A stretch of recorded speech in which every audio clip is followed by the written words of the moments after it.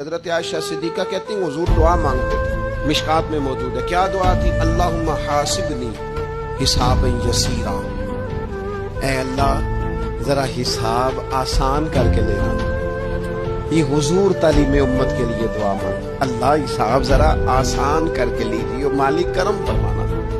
حضرت عائشہ صدیقہ رضی اللہ تعالیٰ عنہا ارشاد فرماتی ہے، میں نے عرض کیا یا رسول اللہ صلی اللہ تعالیٰ علیہ وسلم یہ آسان حساب کا کیا مطلب ہے؟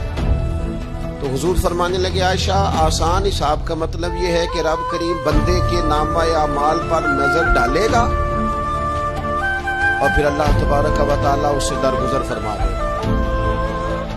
یہ آسان حساب ہے، پتہ مالک کو ہے اس نے کیا کیا ہے، پر کریم ہے نا۔